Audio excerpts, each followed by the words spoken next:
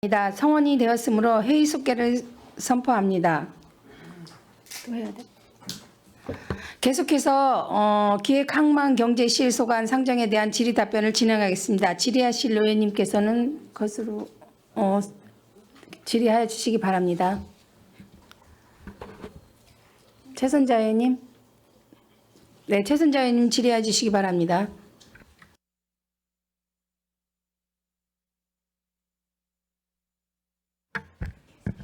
네, 최선자 의원입니다. 전년도에 비해서 올 한 해 경제적으로 어려워서 저희 총 평택시 예산도 많이 편성이 못된 걸로 알고 있습니다. 알뜰하게 잘 살림을 해주시기를 당부를 드리면서 질의를 하도록 하겠습니다. 저희 기획예산가에 보면은 전년도에 비해서 134억 정도가 감액되어서 이제 올라와 있거든요. 가장 중요하게 어떠한 것들이 감액이 돼서 올라와 있나요? 네, 이제 예비비가 이제 많이 삭감이 돼가지고요. 예비 부분이 한 130억 삭감이 됐습니다. 예비비에서 많이 삭감이 돼서 그렇다는 예, 말씀이신 그렇습니다. 거죠? 예.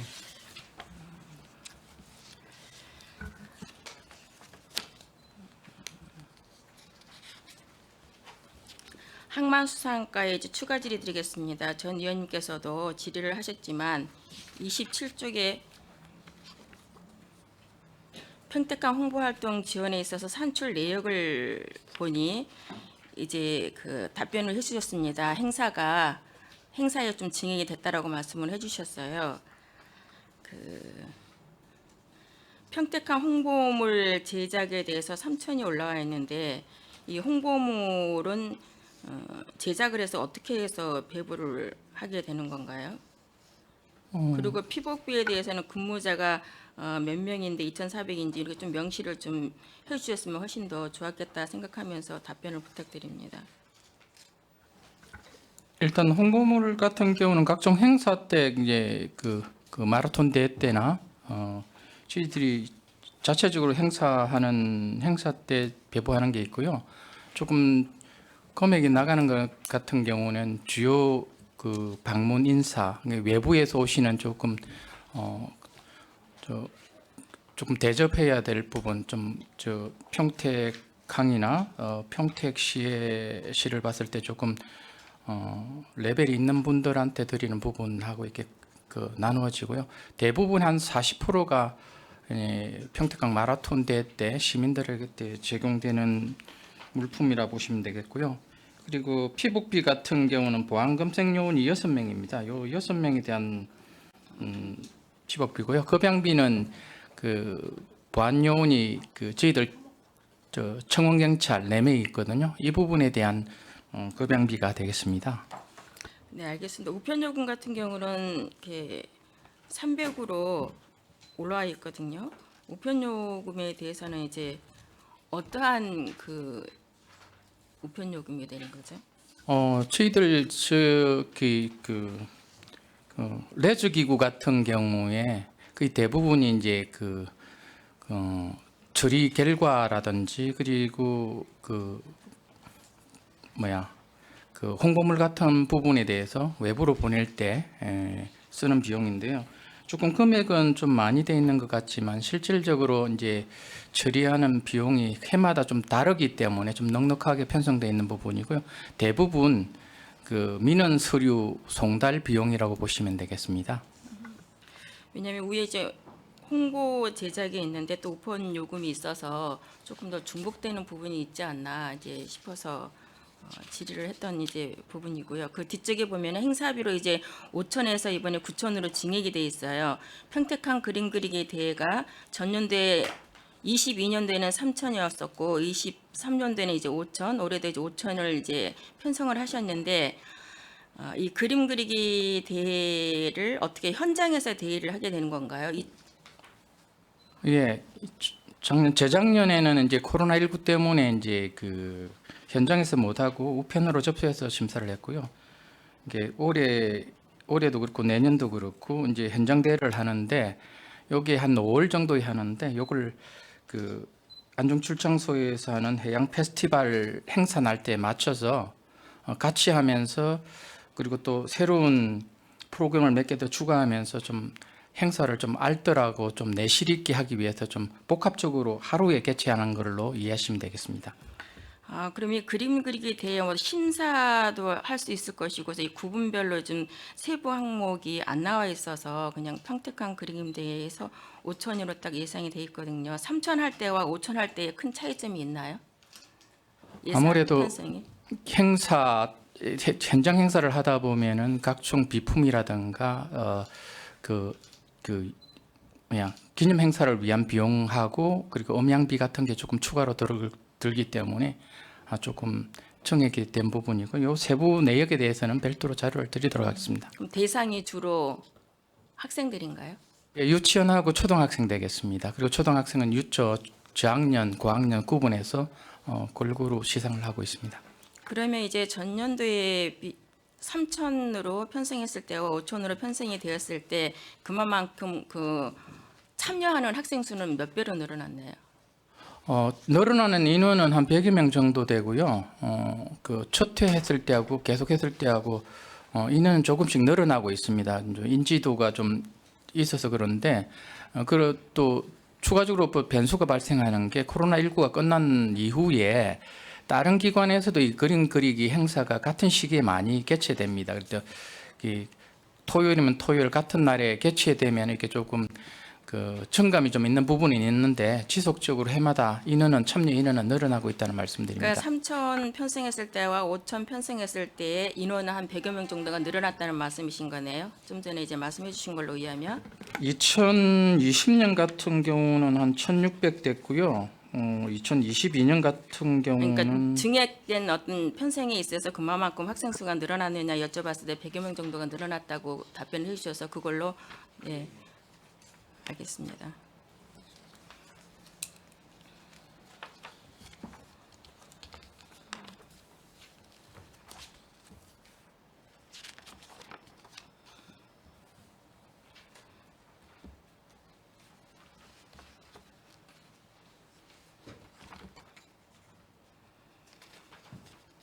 음.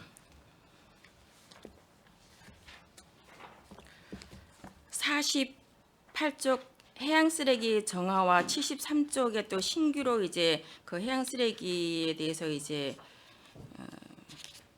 편성이 돼 있거든요. 그렇습니다.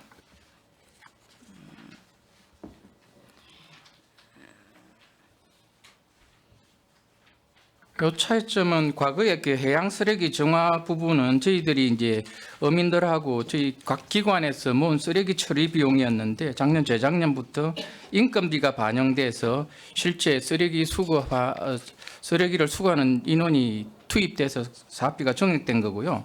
그리고 취약해양 폐기물 대응 같은 경우는 이게 올해 예산으로는 바다 환경 지킴이 사업이었는데 이게 이제 기재부 사업에서 삭감되다 보니까 해수부에서 이렇게 좋은 사업인데 또 사장되면은 안 되겠다는 상황 판단하에 사업명을 달리해서 비슷한 사업으로 추진되는 사업이고요. 인건비 반영된 겁니다. 네, 사업의 내용은 같은데 48쪽도 보면 이제 인건비 2명이고요.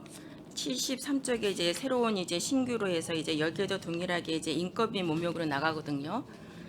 그 인건비에 대해 나가는데 여기 이 사업을 하는 그 운영 주체는 어딘가요? 위탁을 받아서 하는 주체는? 저희 시에서 추진하는 지경에서 추진하고요. 이제 기간제 근로자 2명 채용해가지고 해안가 쓰레기 바닷가 쪽에서 이제 밀려오는 해안가 쓰레기를 처리하는 비용입니다. 이게 48쪽에 보면 위탁 업체를 계약을 한다고. 그 부분은 아까 말씀드렸다시피 기존에 이제 계속해서 바닷가 쪽에 쓰레기가 많이 나오고 있습니다. 그리고 저희들 평택호하고 남해안호 쪽에도 계속 폐기물이나 해안가 쓰레기 쪽 그리고 하천 쓰레기들이 많이 나오는 처리 비용이 한 4,800 정도 되고요. 한 3,200은 인건비가 되겠습니다. 그래서 해양 쓰레기 정화 쪽에 인건비가 2명분이 포함되어 있고요. 취약한 폐기물 대응 쪽에는 인건비하고 쓰레기 봉투 정도 해서 그런 비용이 책정돼 있다고 보시면 됩니다. 네, 해양 쓰레기가 이제 그 인건비로해서 이제 4명이 되는데 이거를 좀 같이 연계를 해서 해양 쓰레기에 이걸로 인해서도 다 해양 쓰레기가 전체적으로 다 해결되지는 않을 걸로 봅니다. 부족한 부분은 네, 있지만 지금 그렇지만, 최선으로 하고 있습니다. 네, 그렇게 해서 정말 그 해양 쓰레기에 저희들이 추질 개선에 있어도 굉장히 중요한 거고 이러기 때문에 각별히 좀 그 적극적인 행정으로 의지를 가지고 해주시기를 당부드리겠습니다. 네, 알겠습니다.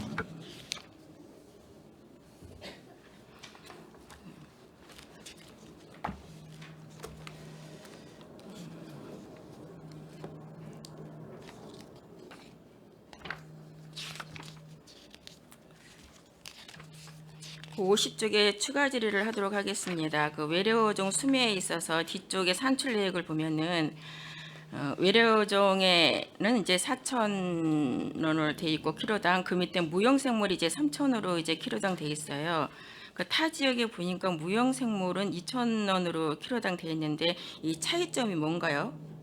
요거는 저희들이 2,000원으로 돼 있는데 저희 지역에서는 무용생물이 이제 3,000원으로 키로당이 돼 있는데 이 차이점이 좀 궁금해서 질의를 하는 거거든요. 이 그 처리 단가는 저희들이 산정한 게 아니고요. 아마 다른 지역에 보셨다면 경기도 위에 지역을 보셨을 텐데 경기도에는 경기도 사업 지침에 의거해서 외래어종인 벼서 블루길은 4,000원 그리고 무용생물은 3,000원 단가가 딱 정해져 있습니다. 지자체별로 예, 이렇게 정해져 지자체별로 된 게 아니고 지자체별 경기도는 경기도, 경기도네, 이렇게 네. 다른 지역은 모르겠지만 경기도는 사업 지침에 딱 정해진 거기 때문에 그 단가를 적용한 것이라고 보시면 되겠습니다. 무용생물과 똑같은 강준치인데 다른 지역은 2,000원으로 돼 있더라고요. 그래서 이제 그 차이점에 대해서 이제 경기도 내에서 이렇게 정해져 있다는 말씀이신 거죠. 그렇습니다.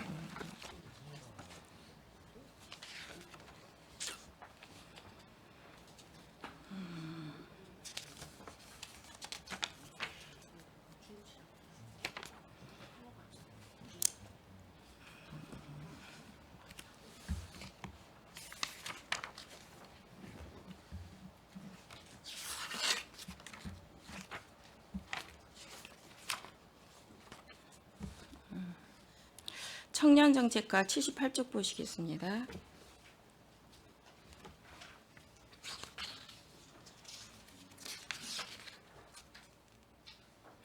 우선 일단 여기까지 질의를 하고요.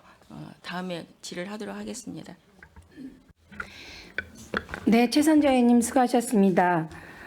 더 질의할 의원 계십니까? 네, 김명숙 의원님 질의해 주시기 바랍니다. 네, 김명숙 의원입니다. 저는 우선 한 가지만 좀 질의를 하겠습니다. 정책고문 운영 4페이지하고 11페이지 같이 좀 질의를 드리도록 하겠습니다.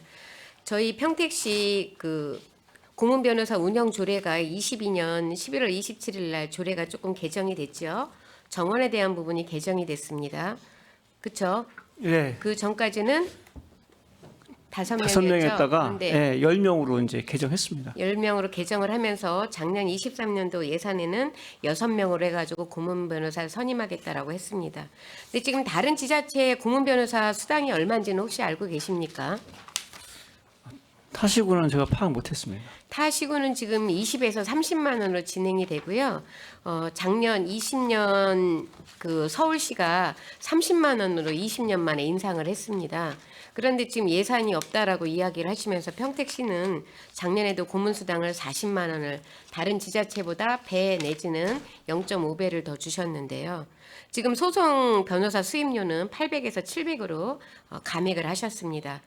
건수는 100건으로 평균을 잡아서 올리시는 거고요. 예산은 전체 예산을 잡아서 나누기를 하셔서 올리시는 것 같은데 제가 질문하고 싶은 부분은 변호사 고문 수당이 다른 지자체에 비해서 비싼 이유가 있는지, 그다음에 소송 변호사 수임료가 800에서 700으로 떨어져도 괜찮은지, 건수를 줄이시는 게 아니고 금액을 낮추셨습니다. 그런데 이 앞에 보면 어떻게 쓰셨냐면 사업 계획 보시면 점점 증가하는 복잡 다양화되는 소송에 대한 적극적인 대응이라고 하셨어요. 그런데 이 문구는 작년하고 사업의 필요성이 지금 세 개로 올리셨는데 변화된 게 하나도 없습니다. 금액이 변화가 됐고요. 그럼 이런 부분에 대해서는 800으로 했다가 700으로 했는데 적극적인 대응이 가능한지에 대해서 질문을 좀 드리고 싶고요. 또 하나는 소송행정 공무원 힐링 워크숍 같은 경우에는 신규 사업을 올리셨는데 이건 아주 잘한 것 같습니다.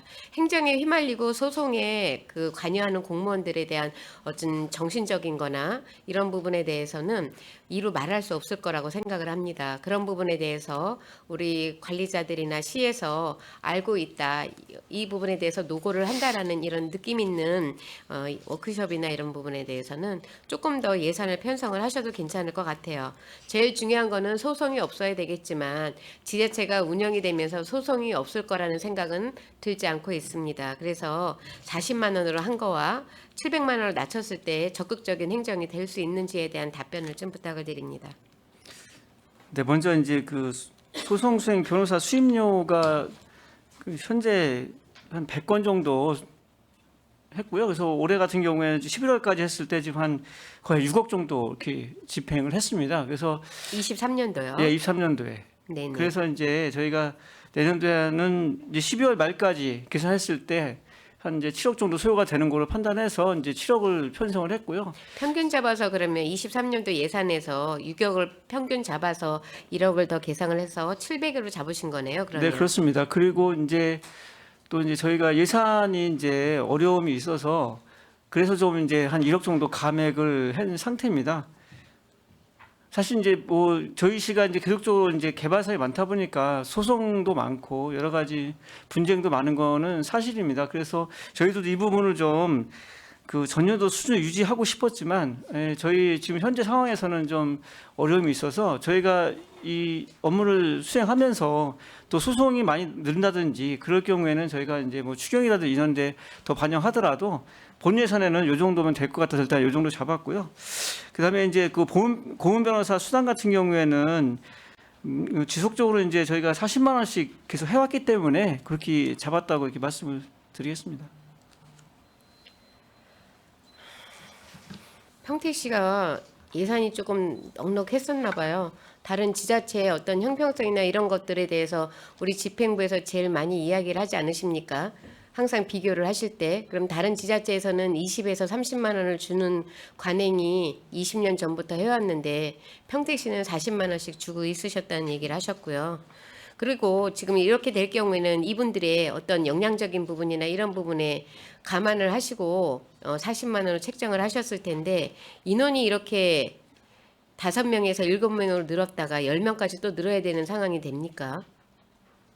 네, 저희 소송 건수가 워낙 많고 또 잠시만요. 소송 건수가 많아도요. 변호사 수임은 100회로 한정이 되어 있습니다. 그럼 이분들이 이거를 하셔야 된다라고 생각을 하는데 이 횟수가 늘어나는 게 아니고요. 변호사만 늘어나고 있는 부분입니다. 그렇죠? 그렇기 때문에 이 부분을 10명으로 늘어나는 거는 조금 한번 생각을 해보셔야 되지 않나라는 생각을 합니다. 기존에 지금 현원이 7분이지 않습니까? 그래서 이 부분에 있어서는 주고 있던 거를 30만 원으로 내릴 수는 없는 부분이고요. 인원을 늘리는 거는 한번 생각을 해보셔야 될 부분이라고 생각을 합니다. 네, 그 부분 한번 검토해 보겠습니다. 네, 그리고 이거는 이제 행정사무감사 때 제가 이제 말씀을 드릴 부분인데요. 지금 우리가 선임을 했을 때는 그 보편 타당적인 어떤 선임 과정에 대해서 공개가 돼야 되고요. 이 부분 그 고문으로 들어오신 분들에 대한 어떤 그 고문을 맡은 후에 늘어난 횟수라든지 수임료라든지 이런 부분에 대해서도 전적으로 저희 홈피에 좀 떠 있어야 됩니다. 그래서 이런 부분은 좀 개선 방안으로 좀 해주시길 바라고요. 네, 그다음에 알겠습니다. 저희 보면은 지금 6페이지 같은 경우에도 저는 이제 행정 혁신 활성화 이런 부분에 대해서는 시민이나 공무원들이 적극적으로 나서서 공무원들의 어떤 그 새롭고 그다음에 조금 더 진취적이고 이런 부분이 있어줘야 된다고 생각을 하는데 지금 제가 이 자료를 보면서 며칠 전에 정부혁신24라는 사이트들을 공무원들이 많이 활용을 하고 계시죠. 네, 그렇습니다. 네, 올해 좀 바뀐 부분이 뭐가 있었죠? 그것까지 제가 파악을 못했고요. 네. 못하실 수 있다라고 생각을 합니다. 왜냐하면 지금 한참 이제 예산 심의를 하면서 이거를 그 공부하기에도 쉽지 않은데 저희 같은 경우에는 이제 위치가 위치다 보니까 여러분들하고 대화를 하기 위해서 많은 자료나 조례나 법령을 보는 게 또 저희 업무입니다. 그래서 업무가 좀 다르기 때문에 못 보실 거라고 충분히 이해를 하고요. 공무원들이 정부혁신 24를 좀 많이 참고를 하셔가지고 우리 평택시가 활기차게 혁신하는 모습 이런 것들이 좀 보여줬으면 좋겠습니다. 네, 알겠습니다. 지금 저희 보면은 이 고문 변호사 위촉 사항이 임기가 2년인가요? 3년인가요? 임기는 2년으로 알고 있습니다. 임기가 돼서 특별하게 문제가 되거나 승소율이 떨어지지 않으면 연임을 할 수 있다라고 되어 있는데요. 이런 부분도 좀 고민을 하셔야 될 부분이라고 생각을 합니다. 이상입니다. 네. 수고하셨습니다. 네, 김명숙 의원님 수고하셨습니다. 계속해서 질의할 의원 계십니까? 네, 김삼수 의원님 질의해 주시기 바랍니다. 네, 김산수 의원입니다. 먼저 23년도 제4회 추경에 대해서 좀 간단하게 말씀드리겠습니다. 기획항만 경제실 같은 경우에는 지금 명시월 사업이 한 12건 정도 되죠?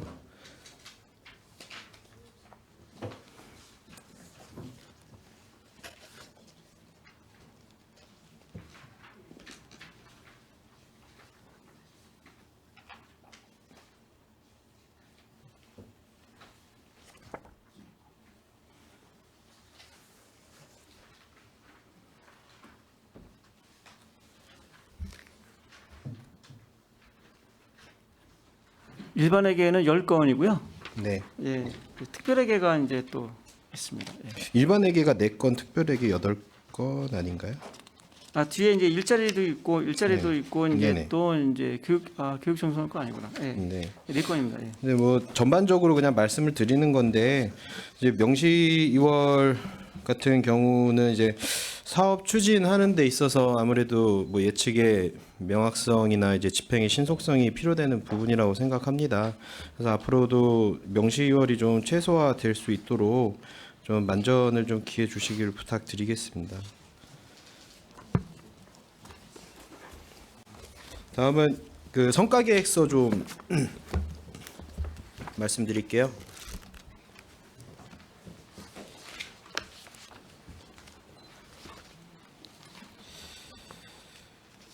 여기 기획항만 경제실 보니까 그 목표하고 실적이 좀 차이가 나는 부분이 몇 개가 있더라고요. 일단은 뭐 68페이지 같은 경우 보면은 이제 경상경비 비율 같은 경우에 이제 목표치는 계속 줄어들고 있습니다.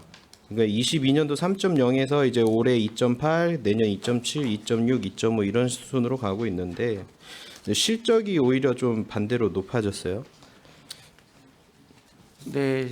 근데 일반 운영비 같은 부분이 늘다 보니까 이제 좀 늘고 있는데요. 그래서 저희들도 이제 이런 부분을 좀 줄이기 위해서 그 좀 노력을 할 계획입니다. 지금 9월 달까지 실적으로 되어 있는데 그럼 연말까지 지금 더 최소화 지금 하시려고 하는 거죠? 네.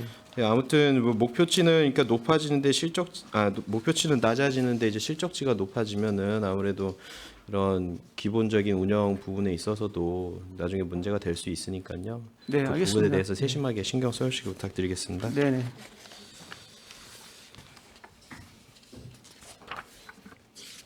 77페이지에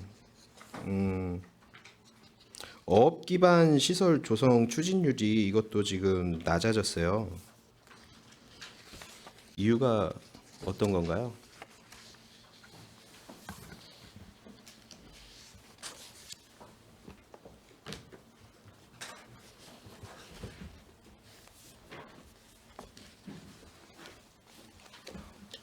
요건 제가 정확히 그 파악을 못했는데 이거 확인해서 말씀드리도록 하겠습니다. 예, 알겠습니다.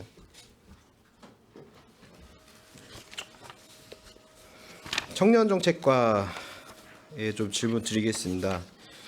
이 청년 정책과 언제 신설됐죠? 금년도 1월 30일자입니다. 네, 1월 30일자입니다. 이제 사업들을 이제 추진을 이제 하실 텐데 그 목표치 달성하는 문제도 아무래도 좀 많이 열심히 하셔야 될 것 같아요.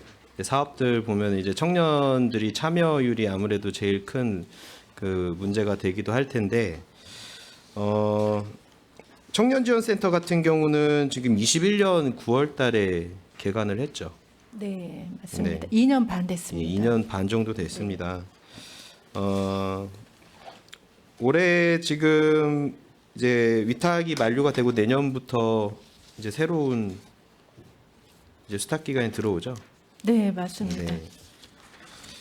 만족도 부분에 있어서도 글쎄요, 이 21년도 9월에 개관을 했는데 만족도 조사는 지금까지 한 번도 안 했었었나요?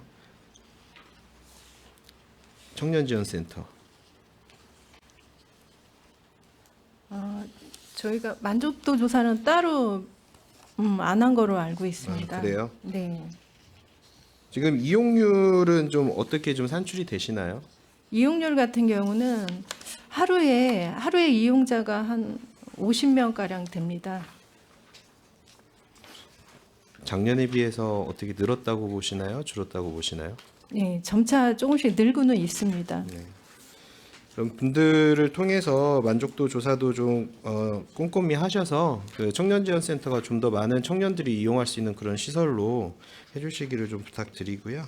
네, 알겠습니다. 106페이지로 좀 넘어가 보겠습니다. 정통시장 이제 에 관련된 정책 사업 목표인데요. 상인교육 이수자수 증가율이 제로입니다. 이거 좀 설명 좀 부탁드릴게요. 제가 미처 파악을 못했는데 바로 좀 이따가 다시 말씀을 드리겠습니다. 파악해서.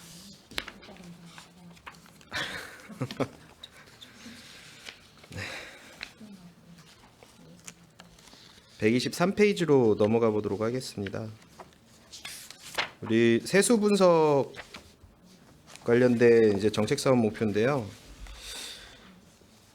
지금 보면은 목표치나 이제 실적을 한번 볼 텐데요. 둘 다 마찬가지입니다. 징수 목표액 달성 목표율은 이제 해마다 늘어나고 있고 지방세 전자 납부율도 이제 목표치는 늘어나고 있어요. 실적이 이제 떨어집니다. 반대로. 이것도 좀 설명 부탁드리겠습니다.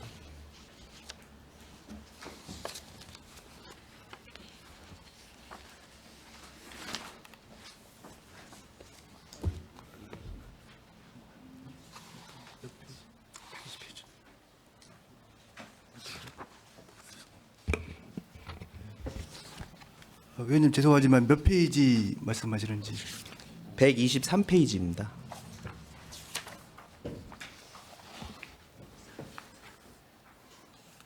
예, 말씀드리겠습니다. 지금 현년도 징수 목표액 달성과 그 지방세 전자납부율에 이제 저희가 성과 목표로 지금 운영을 하고 있습니다. 징수 목표 달성은 현재 저희 시가 도시개발로 인해서 사업 그 세입 자금이 증가가 되고 있는 상황에 따라서 매년 8.5% 정도는 현년도 징수를 속적으로 추구하고 있고요, 달성하고 있고요. 전자납부율은 현재 납세 의무자분들이 전자납부를 많이 지금 하고 증가 추세에 있습니다. 또 아울러서 내년도 2월달에 차세대 지방세 구축 시스템이 완료가 되면 전자납부율이나 이런 것이 많이 상승될 거로 생각하고 있습니다.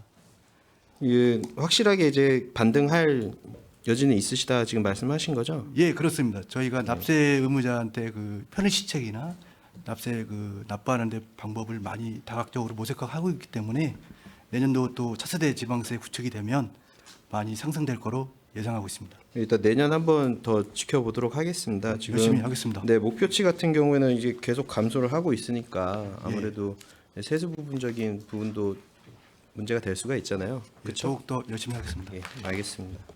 감사합니다. 본예산 사업 설명서로 넘어가도록 하겠습니다.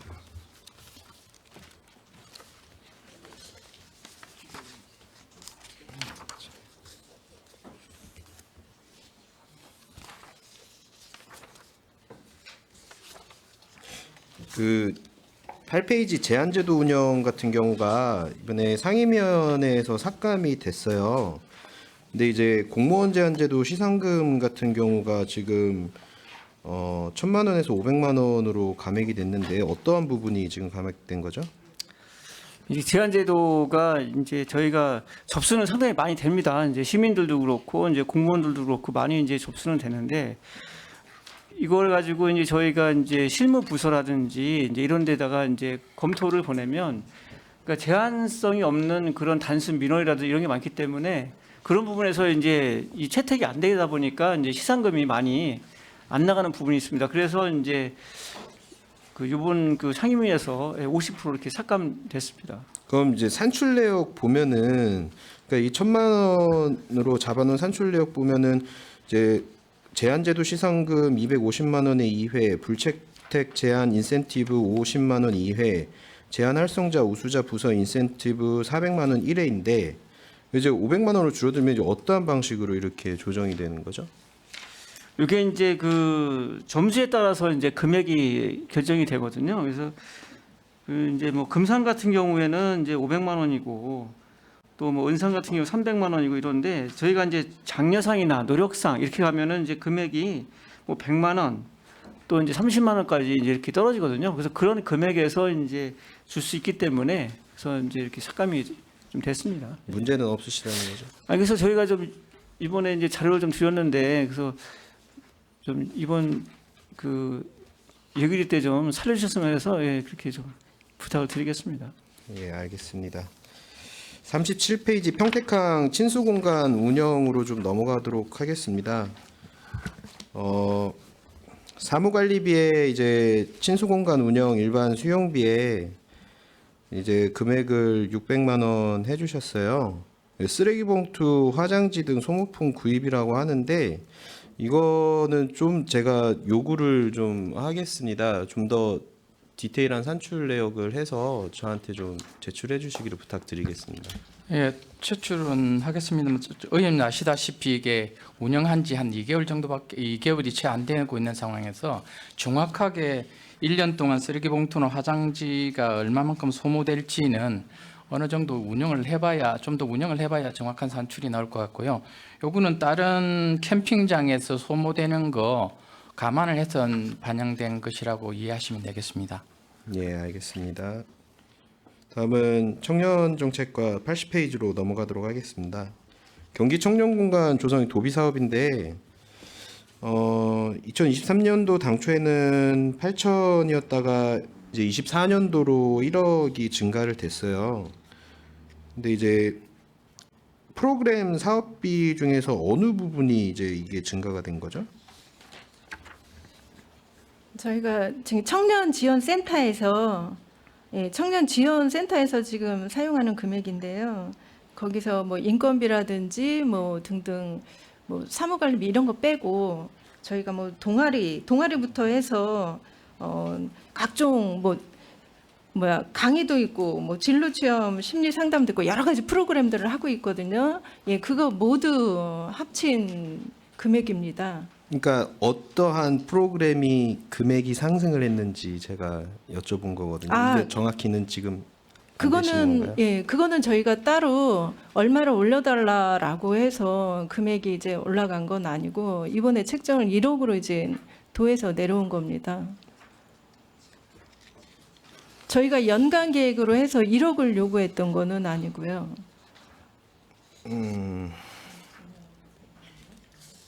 이거 좀 다시 한번 좀 파악 좀 해서 네. 저한테 좀 부탁드리겠습니다. 아, 네, 알겠습니다. 네. 그러니까 금액만 늘어났다고 하면은 그러니까 어디 다른 프로그램에도 이제 증가가 될 거 아니에요. 네, 네. 그렇죠. 네. 그 제가 말씀드린 부분 그거거든요. 무슨 말씀인지 아시나요? 네, 네. 예, 그 부분에 대해서 좀 부탁드리겠습니다. 네, 알겠습니다. 85페이지 청년정책 공모사업으로 좀 넘어가도록 하겠습니다. 이게 언제부터 공모사업 하신 거예요? 정확히?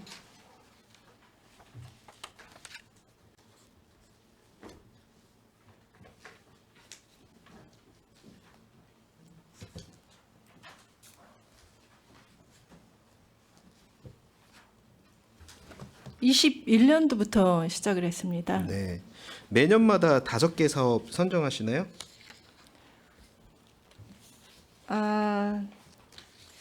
지금 22년도 같은 경우는 매년 저희가 5개를 목표로 하고 있는데 지금 22년도 같은 경우는 그 청년 정책의 공모건이 많지 않아서 네. 추경에 이제 감을 했습니다. 그 1,100만 원 정도 감을 했었고 올해는 이제 다 소진을 한 상태고요. 네. 그 지원율이 적다고 하셨는데 지금 참여단체 얼마나 됐었나요? 지원을 한?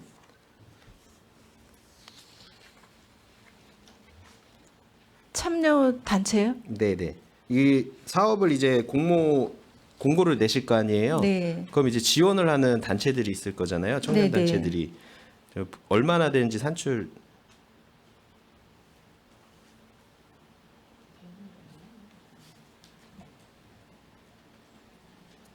토탈 이렇게 들어온 네. 건수를 말씀하시는 네네. 거죠?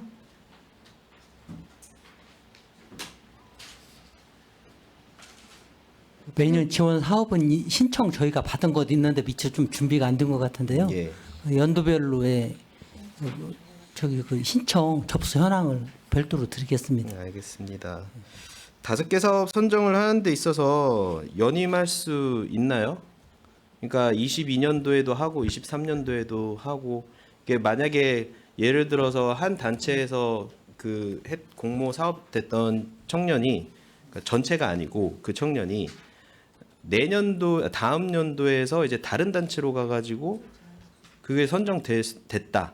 이런 거에 대해서의 그 문제점은 없는 건가요? 저희가 이게 개인으로 받는 게 아니라 모임 비영리 단체이기 때문에 그 청년이 다른 모임 단체에 들어갔다고 해도 가능합니다. 가능해요? 네네. 알겠습니다.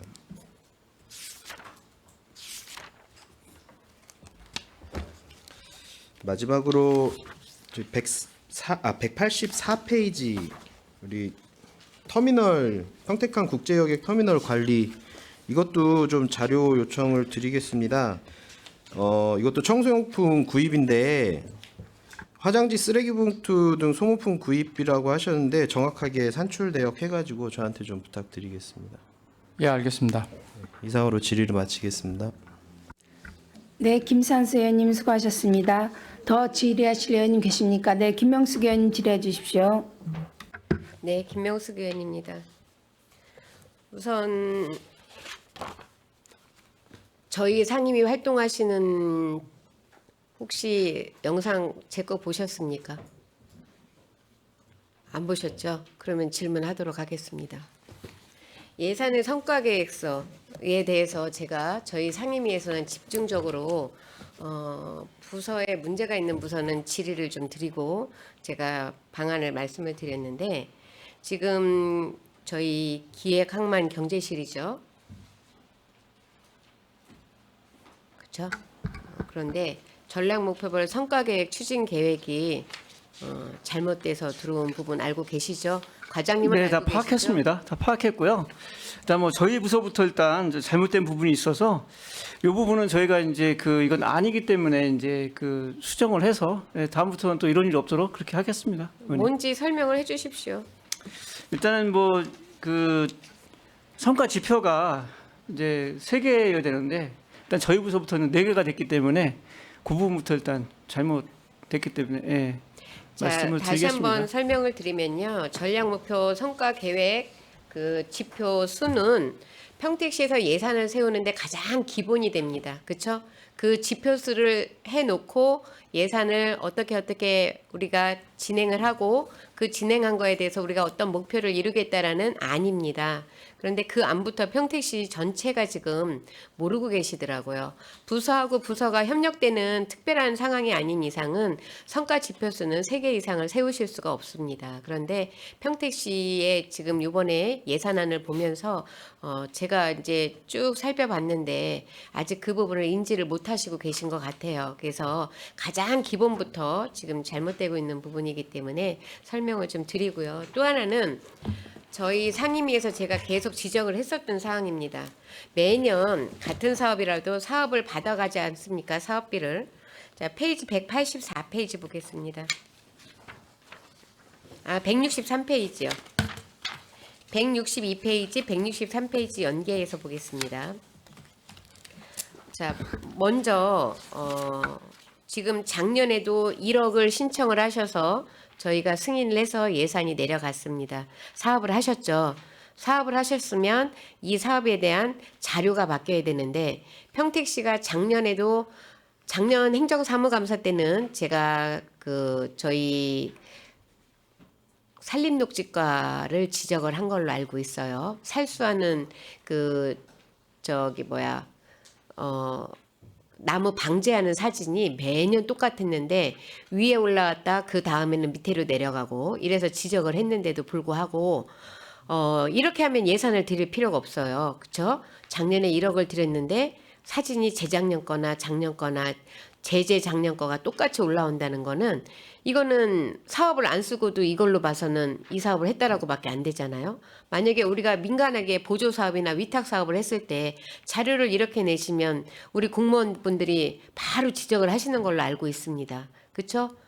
보조 사업에서는 그렇게 하시면서 정작 본인들은 지금 작년 사진이요. 작년은 185페이지에 있습니다. 자, 요 사진이고요.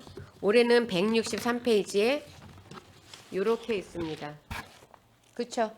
자, 그러면 작년, 재작년 사업이 똑같다는 거예요. 그럼 1억을 어떻게 쓰셨는지 이 사업을 왜 하시는지에 대한 당위성이 떨어집니다. 그래서 이런 부분은 사업을 안 하셨다고 보지는 않아요. 그런데 너무 덮어씌우기식 자료를 올려보낸다는 말씀을 드리기 위해서 한 겁니다.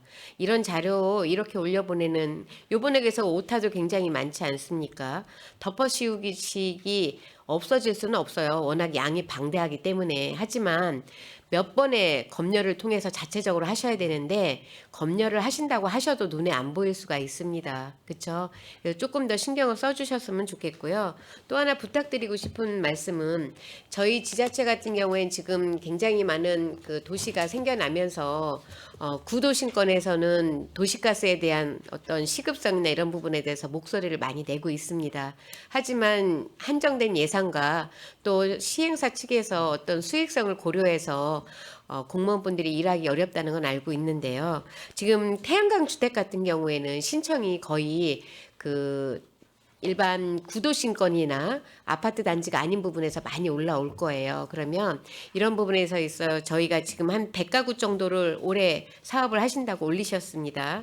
근데 월곡동을 예를 들어 볼게요. 월곡동 같은 경우는 도시가스를 하겠다고 해서 신청이 들어갔는데 신청하지 않으신 분들이 굉장히 많이 나왔어요. 그거는 도시가스를 할 이유를 못 느끼고 있어요. 태양광을 하신 분들은. 그래서 태양광을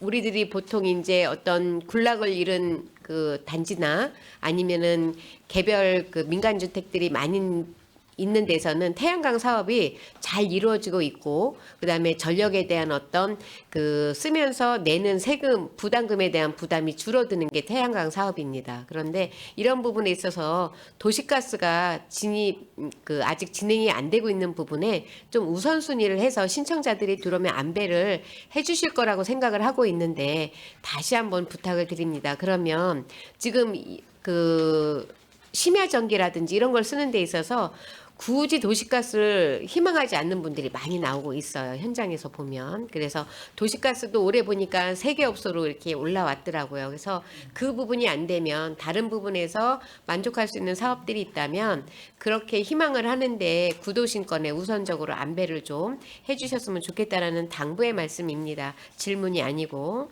그래서 이런 부분에 있어서 올 1년 동안 사업을 해오셨겠지만 24년도에는 조금 더 가려운 곳을 긁어줄 수 있는 이런 행정이 좀 됐으면 좋겠다라는 말씀을 드립니다. 이상입니다.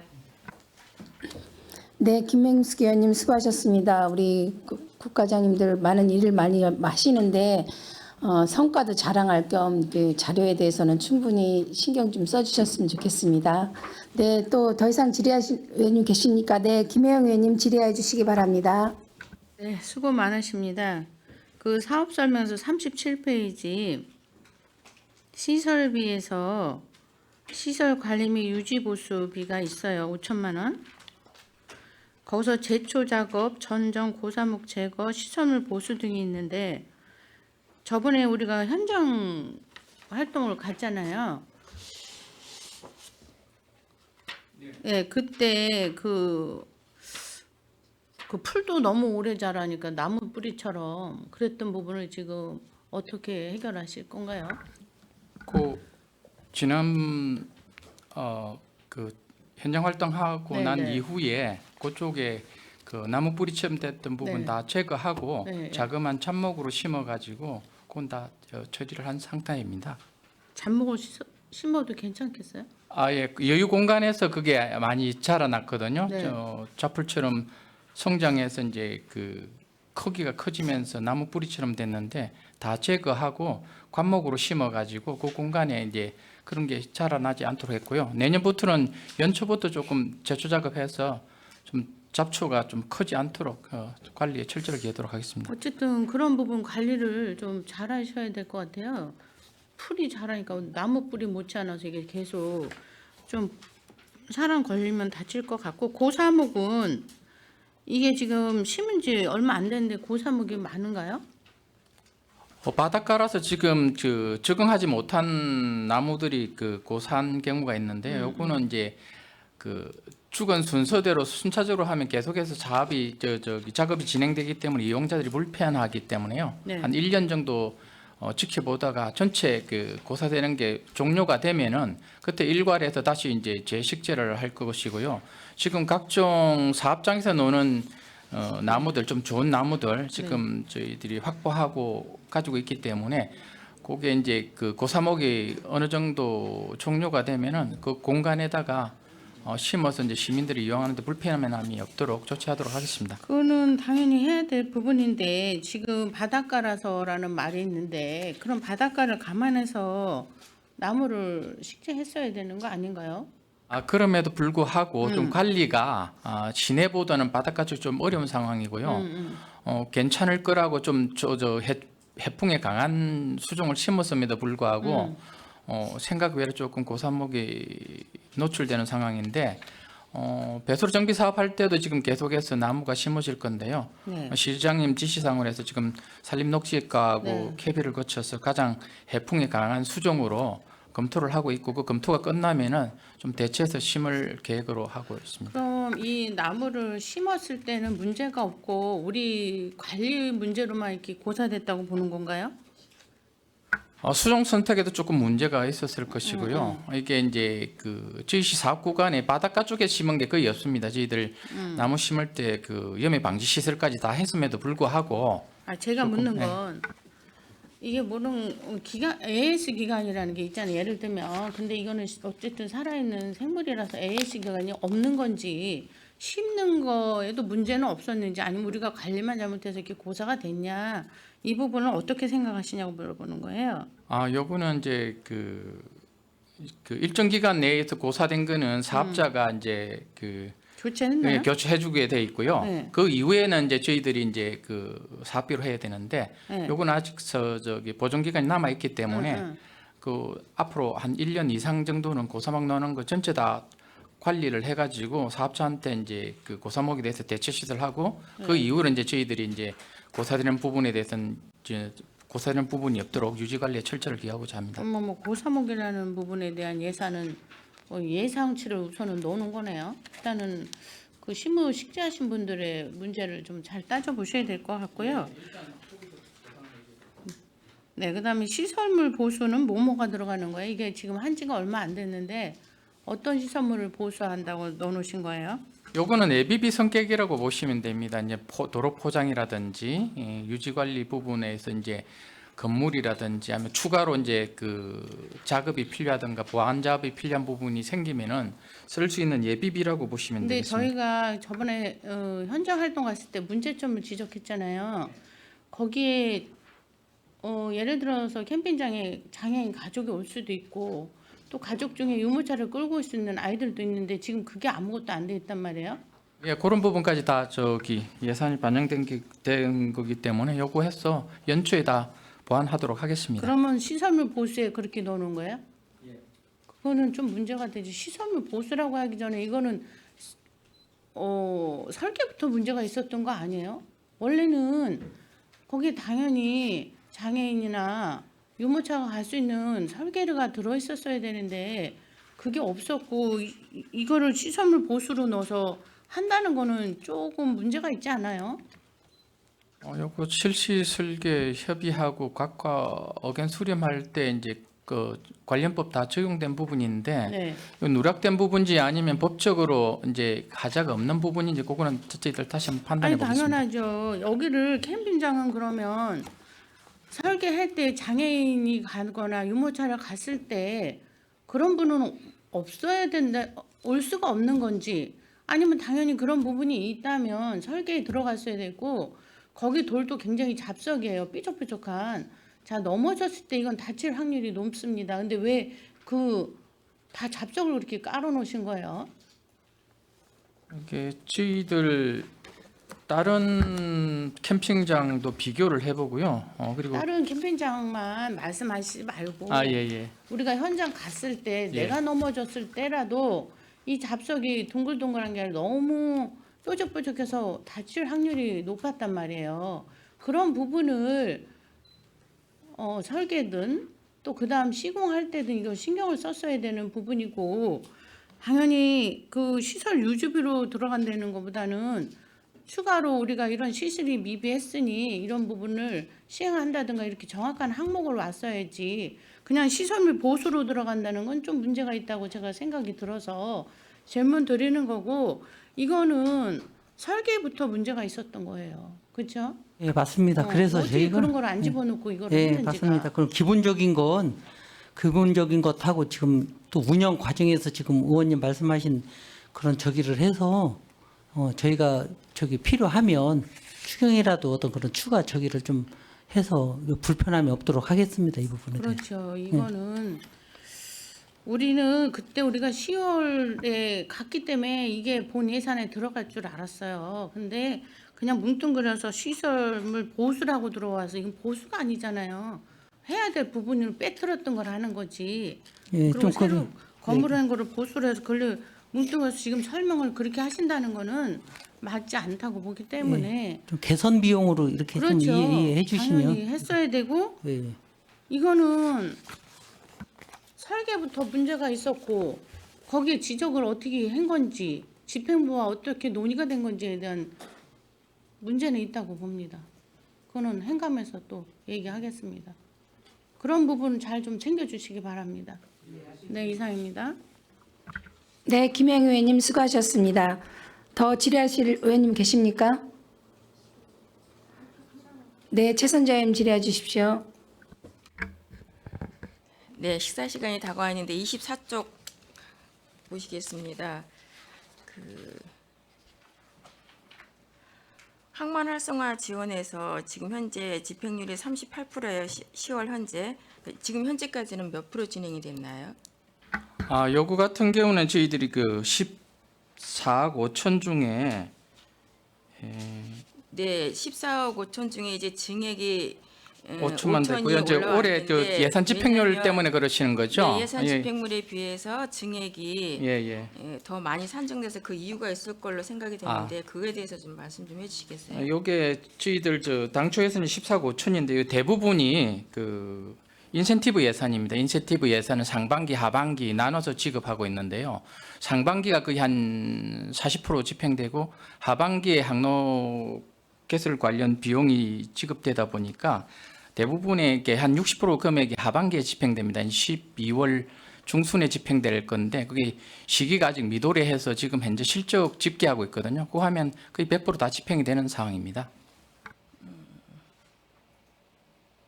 100% 지켰는데 이제 증액이 된 사유는 이제 인센티브로 더 많이 이제 예상을 하시고서는 증액을 하셨다는 말씀입니까? 그럼 100% 완료할 것을 예상하시고? 예, 상반기 지급하고 지금 하반기에 지금 집계하고 있는데 올해 예산은 거의 집행이 다 될 거고요. 내년도도 거의 같은 거의 비슷한 금액으로 이제 계상을 해놨기 때문에 집행이나 뭐 예산 사용에는 별 문제가 없을 걸로 보여집니다. 네, 알겠습니다.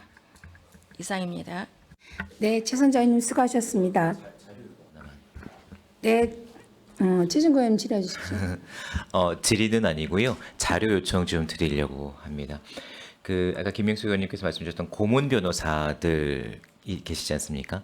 고문 변호사들 리스트랑 소속 받으셨네요. 그러면 지금 고문 변호사님들이 소송을 다 진행하시는 건 아니고 소송은 또 다른 변호사님과 로펌들이 진행하시지 않습니까?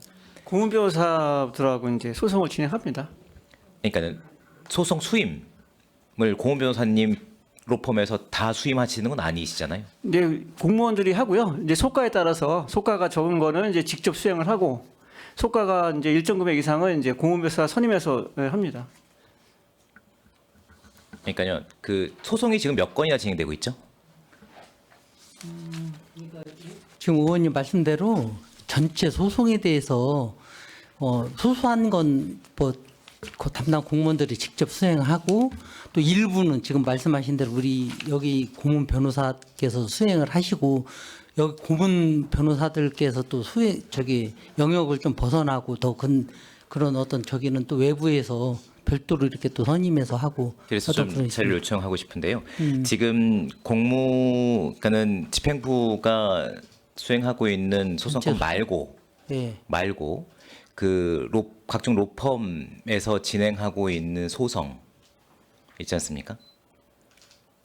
로펌이라고 하면은 지금 그러니까 고문 변호사 이외에 이외에 소송이 변호기관에 진행되고 있는 상황에 대해서 소송 내용 그리고 법률 회사 그리고 변호사명 담당 변호사명 그리고 소송 비용을 좀 정리를 해서 주시면 알겠습니다. 감사하겠습니다.